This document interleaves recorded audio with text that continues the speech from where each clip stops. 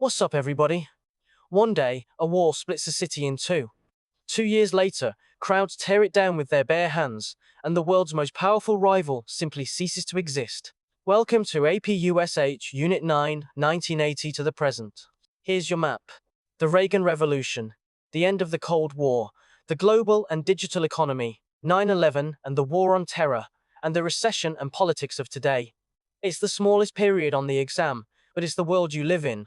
Stick with me to the very end, and I'll show you the single fastest way to lock all of this in before exam day. Let's go. Unit 9 opens with a sharp turn to the right. In 1980, Ronald Reagan won riding a movement called the New Right, fueled by religious conservatives and voters tired of big government. His economic plan. Supply-side economics, nicknamed Reaganomics. Here's the idea. Cut taxes and roll back regulation so businesses invest and growth trickles down to everyone. At the same time, Reagan dramatically increased defense spending. The College Board wants you to hold both views. Supporters credited it with reviving the economy, while critics pointed to rising deficits and inequality. Now watch that defense spending pay off. Reagan took on the Soviet Union, boosting military spending to pressure a Soviet economy that was already failing. But here's the bigger force. Change inside the USSR itself. Reformist leader Mikhail Gorbachev opened up Soviet society and eased control over Eastern Europe. Then the dam broke. In 1989, the Berlin Wall fell and communist governments toppled across the region. In 1991, the Soviet Union collapsed entirely. After nearly 50 years, the Cold War was over, and the United States stood as the world's sole superpower. So what does a superpower do with no rival? It goes global. With the Cold War done, the economy went global and digital. The personal computer moved into homes and offices, and the internet connected the planet, kicking off a digital revolution that transformed how people work and communicate.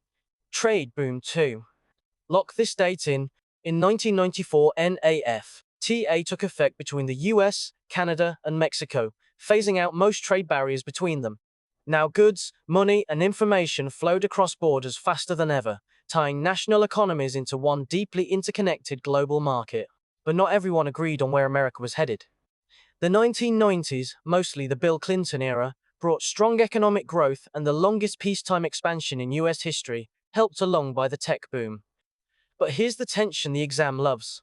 Prosperity sat right alongside the culture wars. Those were heated national fights over abortion, gun control, religion in public life, and family values. These debates increasingly split Americans into liberal and conservative camps, setting up the deep political divisions that would define the decades to come. Then one morning, everything changed. On September 11, 2001, terrorists from the group Al-Qaeda hijacked 4 planes and attacked the United States, killing nearly 3,000 people.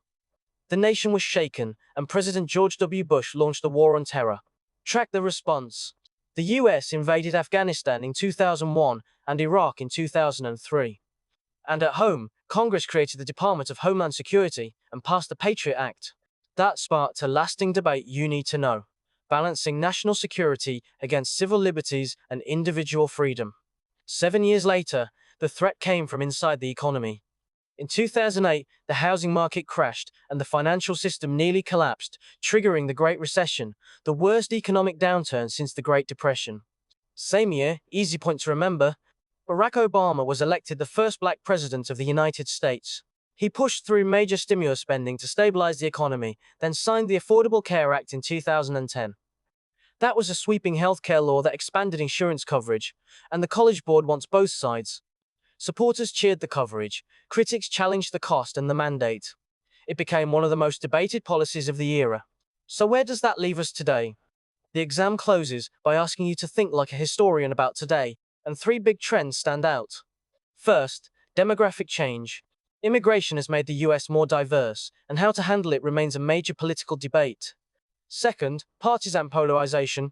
Americans are more sharply divided along party lines than in generations. Third, technology and social media have reshaped how people get information, organize, and argue. Lock in those 3, and you're set.